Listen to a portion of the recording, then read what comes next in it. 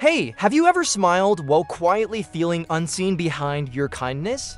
Like people appreciate you for what you do for them, but not for who you truly are. Kindness is wonderful, but too much of it can quietly break your heart. Whether it's answering late-night calls, taking on extra tasks, or always being the listener while you're falling apart, many gentle-hearted people give until there's nothing left. Especially empaths, people pleasers, and highly sensitive individuals. You might think being a good person means being endlessly available, but kindness without limits isn't just draining, it can become harmful. As Ernest Hemingway said, the most painful thing is losing yourself in the process of loving someone too much and forgetting that you are special too. If you constantly feel exhausted after being nice, your kindness might be hurting you. Here's why. First, a bit of brain science. When you help someone, your brain releases dopamine, the chemical that boosts your mood, and you experience what psychologists call the helper's high.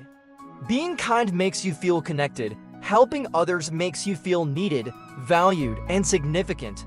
But here's the catch. The brain doesn't always know when to stop. So if you grew up being praised for being the good one or believed love had to be earned, your brain trained itself to chase approval at any cost.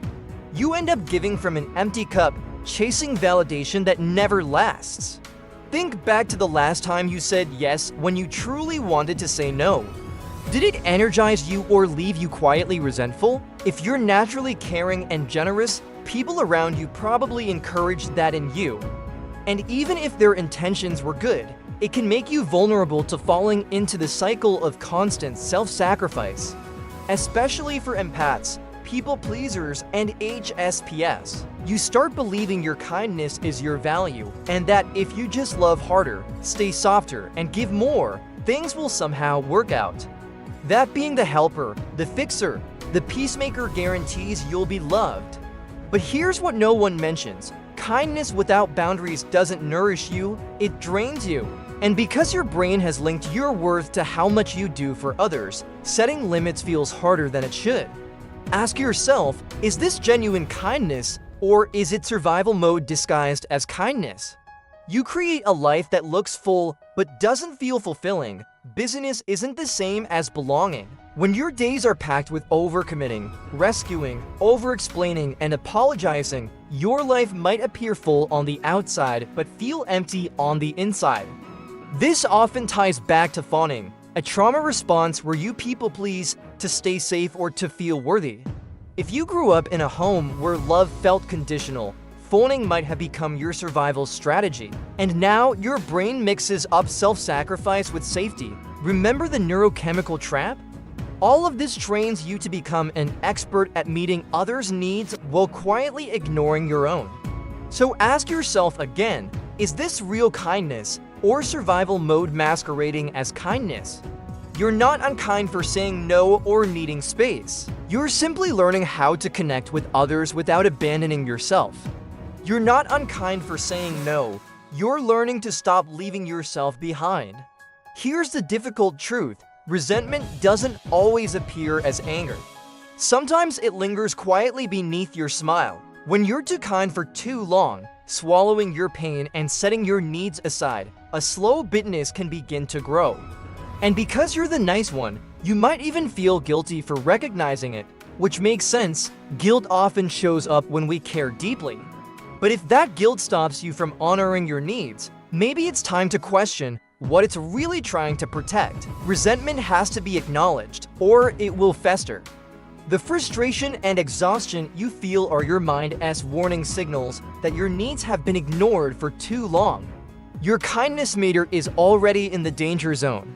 Unspoken resentment doesn't just strain relationships, it chips away at your self-worth, whispering that your feelings don't matter. But remember, you have just as much right to feel, to ask, and to protect your heart as anyone else. So what have you been forcing yourself to swallow just to keep the peace? How do you heal and restore balance? If you're watching this, you're probably drained. You've given so much that there's barely anything left, and yet you still feel guilty for wanting a break. But remember, guilt isn't always harmful. It simply shows that you care. However, when guilt starts overpowering your needs, it becomes unhealthy. So how do we fix this dilemma? Here are a few simple yet effective, expert-supported strategies you can try. Always understand the reason behind your yes. The next time someone asks for a favor, pause. Take a few slow breaths and ask yourself, am I being kind because it reflects who I want to be, or because I'm afraid of upsetting them? Am I saying yes out of love or out of fear? Acceptance and commitment therapy, or ACT, teaches that when choices are driven only by emotions like guilt or fear, they eventually backfire. Living by your values rather than your emotions creates kindness with integrity.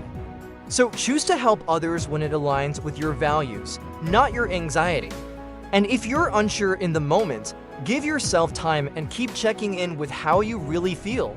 Something will become clear eventually. Pay attention to your body's no signals. Your body often senses things before your mind does. Before you agree to something, scan for tension, a tight chest, a knotted stomach, or shallow breathing. Somatic psychology explains that these aren't random sensations. They're warnings. Treat discomfort as useful information. Don't silence your body's distress signals just to appear kind. Build assertiveness, not aggression. Kindness without assertiveness creates silent resentment. A 2012 study found that when you sacrifice for others but hide your true feelings, you end up feeling worse, more negativity, more stress, and lower self-esteem. Your relationships also get strained, and you drift away from the very people you wanted to please. Assertiveness training helps undo this. It lowers your anxiety, boosts confidence, and strengthens communication. Being assertive doesn't mean attacking someone. It simply means stating your needs calmly and clearly. Use I statements, I need more time to think, or set limits. I can help for 30 minutes, then I have to leave. You don't need to be less kind, you need to treat yourself with the same kindness you give to others. Start with small boundaries. You don't have to change your entire life overnight, that's not realistic. Experts recommend beginning with small, manageable boundaries. Take a few hours before replying to a message instead of answering immediately. Say no to one unimportant request. Turn down a last-minute favor. Remember, healing starts when you stop asking, am I good enough for everyone? And begin asking, am I being good to myself? Practice self-validation. Gentle words toward yourself can lessen the need for external approval. Therapists call this self-validation. When you feel the urge to prove your worth through constant kindness, pause and remind yourself, I am enough even when I say no. I can handle the guilt, my needs count too. Replace guilt with self-trust. Think of it like this. When you say no to protect your energy, you're not being unkind. You're preserving your kindness so you can offer it where it truly matters. Rewiring old habits takes time, so be patient and gentle with yourself. Keep people close who respect your boundaries, not just your kindness. And please remember, you were never meant to pour endlessly until you're empty. You're not here to earn love by abandoning yourself. You're allowed to be kind and firm, to receive as much as you give, and you are worthy even when you're not giving anything at all.